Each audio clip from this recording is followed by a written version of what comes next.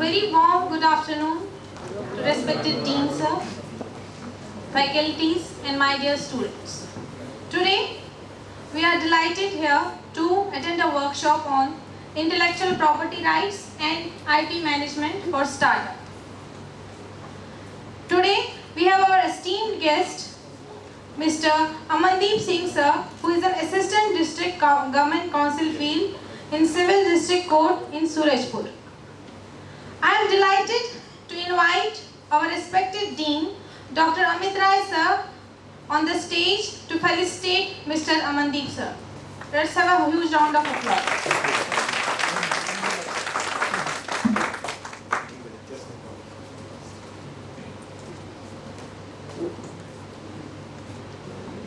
Dear students, till the things comes onto the ground, let me share a story with you. And the story is very interesting.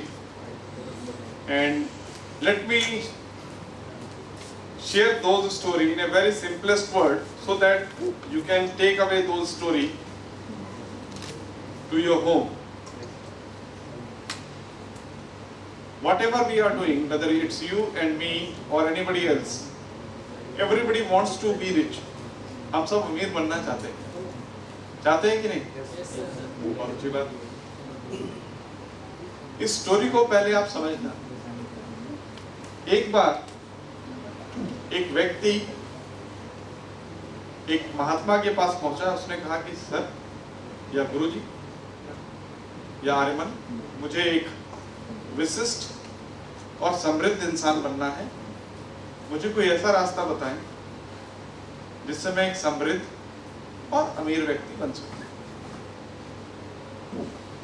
अच्छा, उन्होंने व्यक्ति को एक नदी किनारे बिठा दिया और कहा, यहां से एक एक पत्थर उठाओ और वो पत्थर नदी में फेंकते रहो। जिस दिन एक गरम पत्थर तुम्हारे हाथ में आएगा, उस दिन तुम अमीर बन जाओगे। ठीक है। प्रतिदिन वो व्यक्ति नदी किनारे बैठता और वहां से एक एक पत्थर उठा के नदी में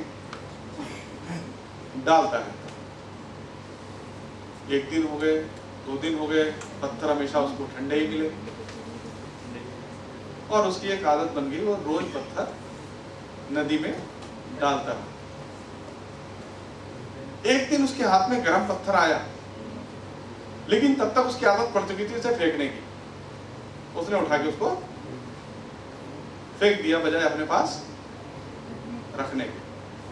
और फिर उसे एहसास हुआ, यार तुम सुबह थोड़ी गलती हुई, क्योंकि यही पत्थर तो मुझे अमीर बनाने वाला था। यही काम आप लोग करते हैं। आप रोज क्लास में आते हैं उस सपने के साथ कि हाँ मुझे स्टेबिलिटी चाहिए, लेकिन वो एक गर्म पत्थर या वो एक अवसर जो आपके सामने आता है और उसको आप पहचान नहीं पाते और उसको ऐसे ही चले जाने देते हो, वो आपसे वो क्षण छीन लेता है जिस क्षण में आप अपने आप को एक प्रतिष्ठित और एक समृद्ध व्यक्ति के रूप में समाज में स्थापित कर सकते हैं। मैंने बहुत साधारण शब्दों में ये बात की है आपके सामने। Opportunities lies everywhere around you. It's up to you whether you recognize that opportunity or not. Because taking right decision at the right time is the only destiny, nothing else. In that context, today you are having the opportunity to learn about the intellectual property rights. Intellectual property rights. Do you have any idea about the intellectual property rights? Is my story was interesting or not? Yes. Clear? Is it related with the context or not? Clear? So I think you would be more curious about today's topic. Intellectual property rights is nothing that is intangible assets that you are intellectual and whose property you can have your own ownership and you can enjoy your ownership right too. Clear? मैंने ये mobile बनाया, इस mobile को बनाने में मेरे 10 साल खर्च हुए। 10 साल खर्च करने के बाद इसमें मेरा समय लगा, मैंने रिसर्च एंड डेवलपमेंट की, मेरा पैसा लगा, फिर मेरा प्रोडक्ट, मेरा टाइम, मेरी एनर्जी, मेरा पैसा 10 साल तक लगाने के बाद ये प्रोडक्ट मैंने बाजार में लॉन्च किया। क्लियर? अब एक दूसरा व्यक्ति, उसने मेरा ये प्रोडक्ट खरीदा। 10 साल अगर मैं इस पे 10,000 रुपए महीना भी लगाता था तो 10 साल में कम से कम ये कितना पहुंचा? 12 लाख के आसपास। 12 लाख मैंने R&D पे खर्च किया। It's average cost. मेरे समय की भी कुछ मूल्य होगी।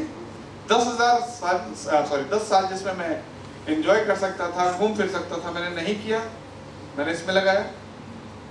10 साल पहले जो मेरी ताकत थी, आज की तारीख में वो ताकत नहीं होती, मेरी एनर्जी भी लगी। और 10 साल बाद जब ये प्रोडक्ट बन के तैयार हुआ और मार्केट में गया, एक दूसरा व्यक्ति जिसने कोई R&D नहीं की, जिसने कोई टाइम इस पे नहीं किया, उसने इसे बाजार से 10,000 रुपए में खरीदा। मैंने कॉस्ट रखी 10,000, इसको खोला, देखा इसमें क्या क्या लगे हैं, बनाया और उसको 2,000 में बेचना शुरू कर दिया, क्योंकि ना उसका पैसा लगा, ना उसका समय लगा, ना उसकी एनर्जी लगी। अब मार्केट में 2 लोग हो गए, एक इसी सामान को 2,000 में बेच रहा है, मैं इसको 10,000 में बेच रहा हूँ।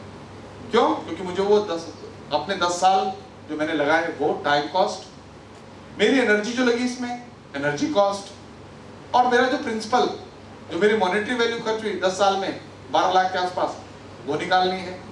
तो मेरे पास क्या है? 10,000 से कम में बेचने का पॉसिबल, क्योंकि वो सारी चीजें मैं निकालूंगा। लेकिन दूसरा आदमी जिसने कुछ नहीं किया, इसको ले गया, खोला, रिवर्स इंजीनियरिंग की और इसका कॉपी बना के दे दिया 2,000 में।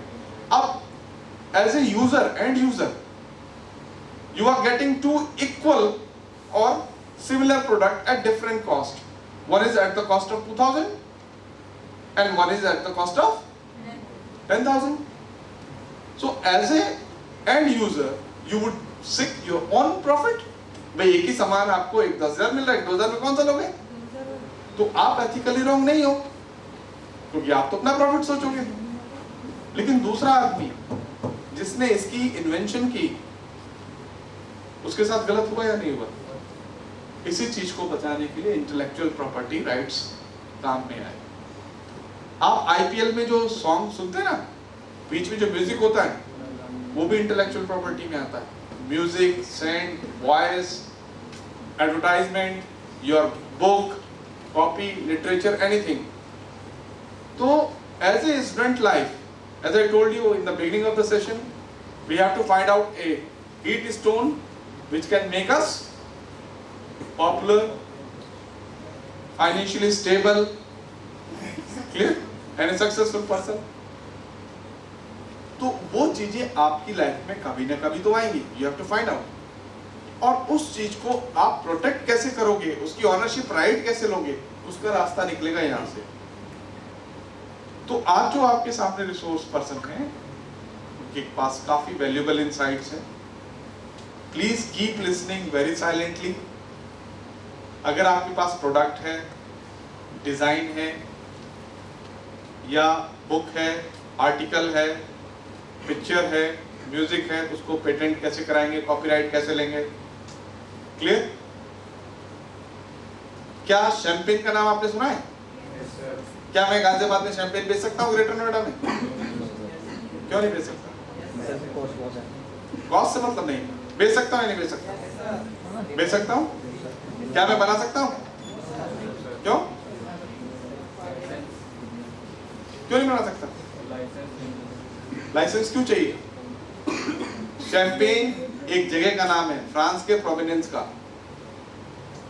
Champagne is the provenance of France. चूंकि वो प्रोडक्ट उस पर्टिकुलर डिस्ट्रिक्ट में ही है, उस पर्टिकुलर प्रोविनेंस में ही बनता है, तो उस जगह की पहचान, उस प्रोडक्ट की पहचान उस जगह से हो गई।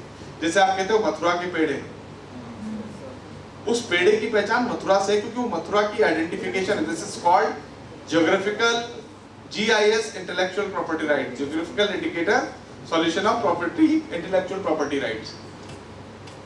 तो इस तरह की चीजें भी आप माने। मैं शैंपेन यहाँ बेच तो सकता हूं, लेकिन मैं बना नहीं सकता, क्योंकि ये बनेगा केवल फ्रांस के उस प्रोविनेंस में जहाँ का नाम शैंपेन है, और अगर मुझे बनाना है इंडिया में तो मुझे उसकी वहाँ परमिशन लेनी पड़ेगी उन यूनियंस की जिन्होंने इसको पेटेंट करा रखा है, और इसके बदले में मुझे अपना प्रॉफिट और बेनिफिट उनके साथ शेयर करना पड़ेगा, so that they should not feel cheated. तो ये आपके साथ भी हो सकता है। कल आप अपनी पढ़ाई के दौरान हो सकता है कोई ऐसा यूनिक आइडिया, यूनिक प्रोडक्ट और यूनिक सर्विसेज डेवलप करो जिससे आपको लगे कि नहीं मुझे इससे कॉमर्शियल बेनिफिट उठाने हैं। तो आप कैसे जाओगे, इसका रास्ता हमारे आज के गेस्ट बताएंगे आप। सो ज़्यादा डिले नहीं करते, I would like to call my guest and I am handing over the dais to the guest. Thank you sir.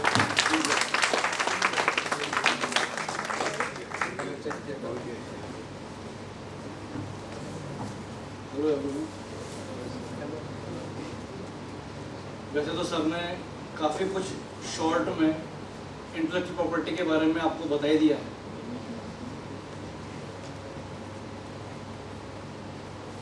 Intellectual property को समझने से पहले हमको ये पता होना चाहिए कि प्रॉपर्टी होती कितनी है। एक तो होती है फिजिकल प्रॉपर्टी। फिजिकल प्रॉपर्टी क्या होती है? जैसे कि मकान, कार, व्हीकल। इस फिजिकल प्रॉपर्टी को आपको अपनी ओनरशिप लेने के लिए रजिस्टर कराना पड़ता है। व्हीकल लेंगे तो ARTO से रजिस्ट्रेशन कराएंगे, प्रॉपर्टी लेंगे तो सब रजिस्ट्रार रजिस्ट्री कराएंगे। इसी तरीके से आपकी जो इंटेलेक्चुअल प्रॉपर्टी होती है उसको सेफ साइड करने के लिए, उसको कोई मिसयूज ना कर सके, उसके लिए आपको उसको रजिस्टर कराना पड़ता है। इंटेलेक्चुअल प्रॉपर्टी होती क्या चीज़ है? इंटेलेक्चुअल प्रॉपर्टी कोई विजिबल थिंग्स नहीं होती। आपके आइडिया, आपके ब्रेन से निकले हुए कोई डिज़ाइन जो आपने जनरेट किए, कोई इन्वेंशन, इन सबसे बनी हुई एक यूजफुल एप्लीकेशन या प्रोडक्ट जिसका कोई मिसयूज ना कर सके। इंटेलेक्चुअल प्रॉपर्टी को सेव करने के लिए गवर्नमेंट्स ने भी कई कानून बनाए हुए हैं।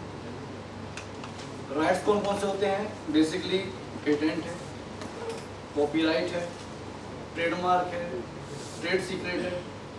ये सारे राइट्स आपको मिले हुए।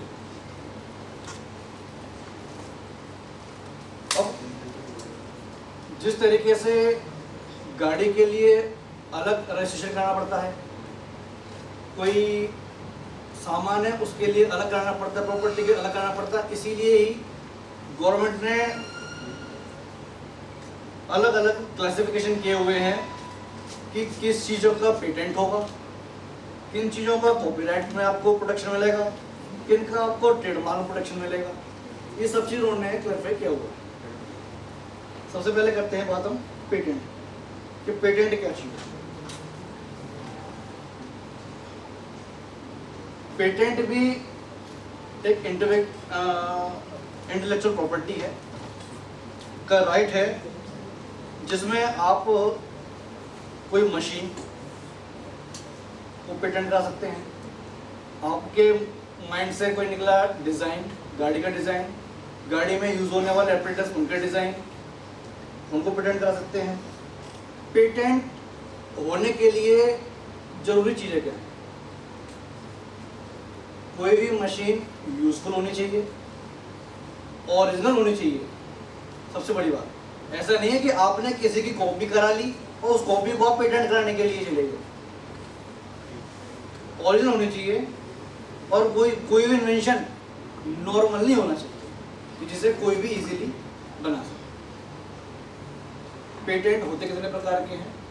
पेटेंट एक तो होता है डिज़ाइन पेटेंट। डिज़ाइन पेटेंट में कोई भी मशीन का पार्ट हो गया।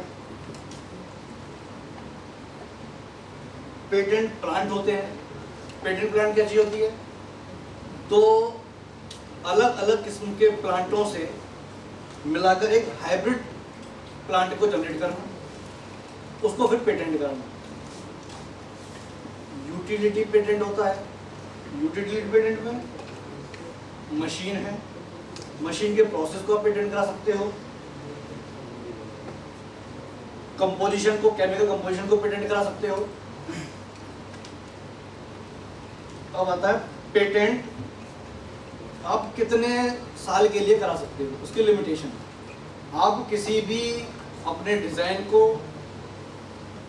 20 साल के लिए पेटेंट करा सकते हो। 20 साल तक उस पर्टिकुलर चीज़ का राइट ओनरशिप आपकी होगी। उसके बाद वो पब्लिक डोमेन में आ जाएगी। आपको जो भी उससे बेनिफिट्स लेने हैं वो आपको 20 साल का उसका टाइमिंग होता है। आपने कोई पेटेंट कराया और किसी ने उसका मिसयूज किया, तो गवर्नमेंट ने इसमें एक एक्ट भी बनाया हुआ है आपके राइट्स को प्रोटेक्ट करने के लिए, पेटेंट एक्ट 1970, जो आज भी एप्लीकेबल है। दूसरा आता है कॉपीराइट। कॉपीराइट भी इंटेलेक्चुअल प्रॉपर्टी है। जियोटेक फोटो लगेगा।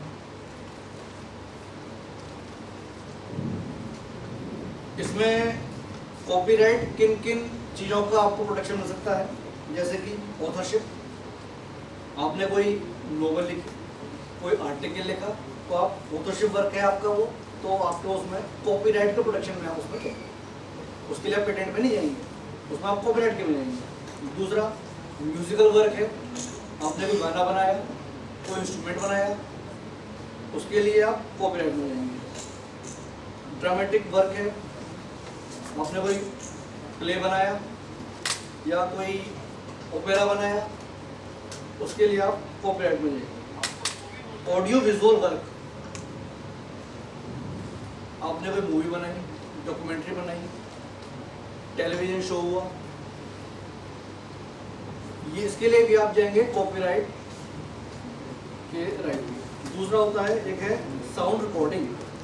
आपने कोई म्यूजिक बनाया, रिकॉर्डिंग बनाई, उसके लिए आपका जाएंगे कॉपीराइट प्रोटेक्शन में। आपने कोई म्यूजिक बनाया, कोई उसको चुरा ना ले, उसका मिसयूज ना कर ले। आपने कोई मूवी बनाई, उसको कोई और अपने नाम से यूज ना कर ले, तो उसके लिए गवर्नमेंट एक्ट बनाया, कॉपीराइट एक्ट 1957, जिसमें आपको प्रोटेक्शन मिला है। अगर कॉपीराइट एक्ट में आपने कोई म्यूजिक बनाया या कोई भी नोवेल लिखी और उसका कोई मिसयूज करता है, तो ये क्रिमिनल लायबिलिटी है। इसमें पनिशमेंट का प्रोविजन है।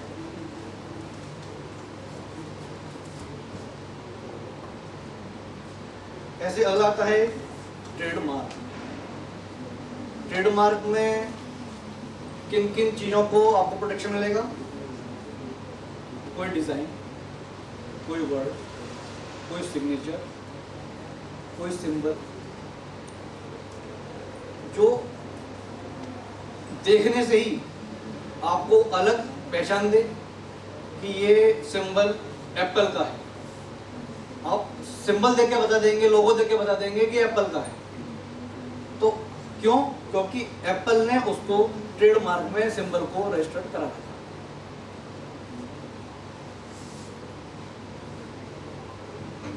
ट्रेडमार्क क्यों कराया जाता है? ताकि कोई और व्यक्ति उसका मिसयूज ना कर सके और उससे मिलने वाले बेनिफिट्स आपकी जगह कोई और ना ले सके। जैसे कि सर ने एग्जांपल अच्छा दिया मोबाइल का, वो ट्रेडमार्क में ही रजिस्टर्ड होते हैं।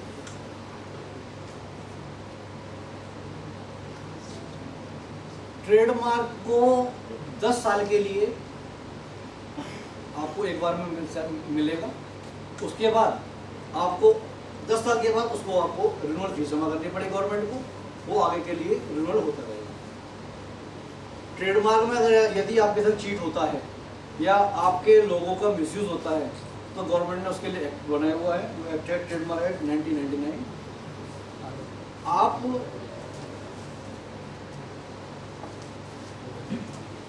ट्रेडमार्क को कहाँ से ले सकते हैं?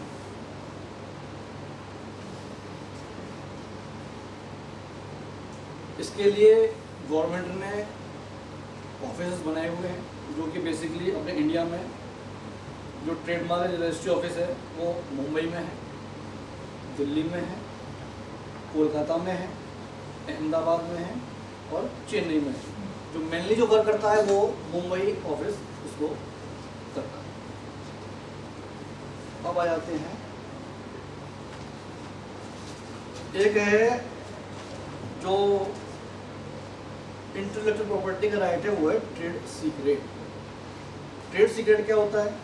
आप पेटेंट कराएंगे, कॉपीराइट कराएंगे, ट्रेडमार्क कराएंगे, आपको अपने प्रोडक्ट जो आप रजिस्टर कराना जा रहे हैं उसकी सारी बातें, इंफॉर्मेशन आपको पब्लिक करनी होती है। लेकिन ट्रेड सीक्रेट एक ऐसा राइट है जिसमें आपकी इंफॉर्मेशन को डिस्क्लोज नहीं किया जाता बल्कि सीक्रेट रखा जाता है। इसका एग्जांपल मैं देता हूँ।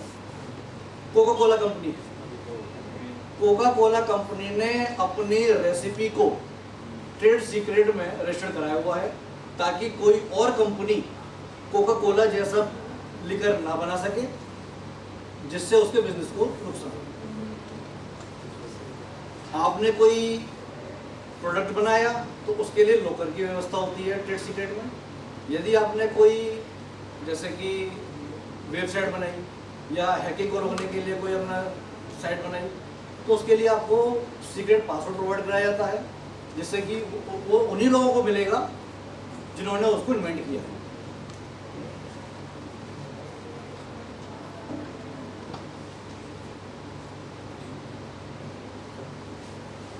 पेटेंट कराने के लिए जो ऑफिस अपने इंडिया में हैं, 4 ऑफिस वर्किंग में हैं। एक तो दिल्ली में है, एक मुंबई में है, एक चेन्नई में है। इसके अलावा एक नागपुर में भी एक डेटाबेस ऑफिस बनाया हुआ है जहां से आप पेटेंट करा सकते हैं।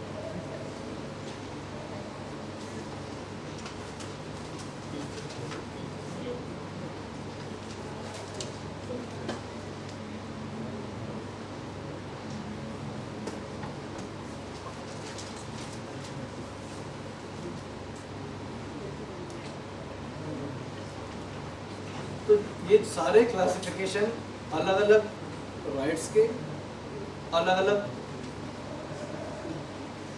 उसमें दिए हुए हैं।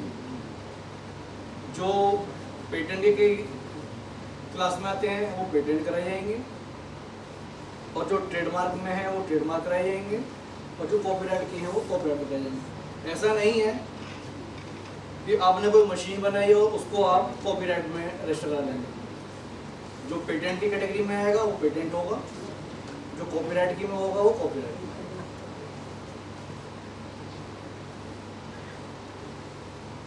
इन सभी एक्टों जो एक्ट इस समय चल रहे हैं इन सभी में ये क्रिमिनल लिटिगेशन में आते हैं अगर इनका वॉल्यूशन होता है। कॉपीराइट का और ये ट्रेडमार्क का और पेटेंट का। यदि आपने कोई चीज इन्वेंट की और किसी व्यक्ति ने उसको अदर रिसोर्स से चोरी कर लिया तो आप उनके खिलाफ कंपनसेशन का सूट फाइल कर सकते हैं। वो कमर्शियल एक्टिविटी कमर्शियल कोर्ट के अंदर आएगा। उसके लिए आप रिकवरी में भी आ सकते हैं।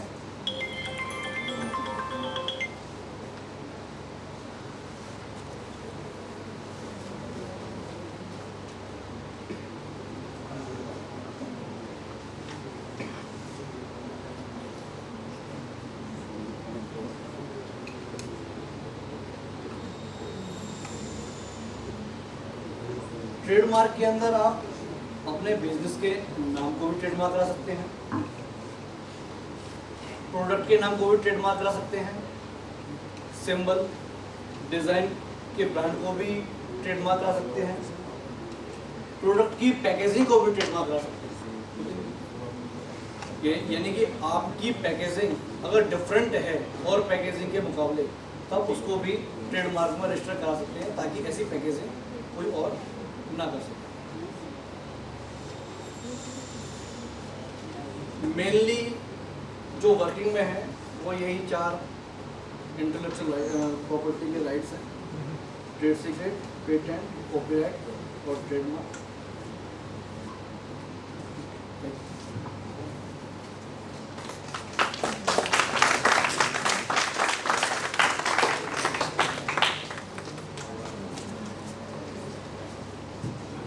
Thank you very much, Amandeep sir. Today you threw light on patents, trademarks, and you also made it clear that what is the difference between trademarks and trade secrets.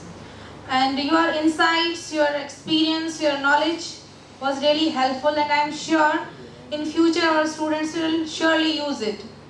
And now I request Dean, our respected Dean, Dr. Abhishek sir, to felicitate Dr. Amandeep sir. I welcome you, sir, on the stage. Give a huge round of applause, please.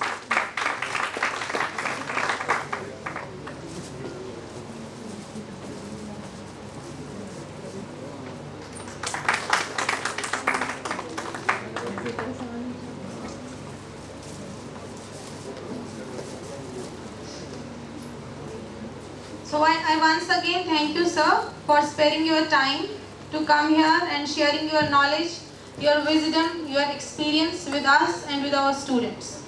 Thank you everyone, and let's conclude this session.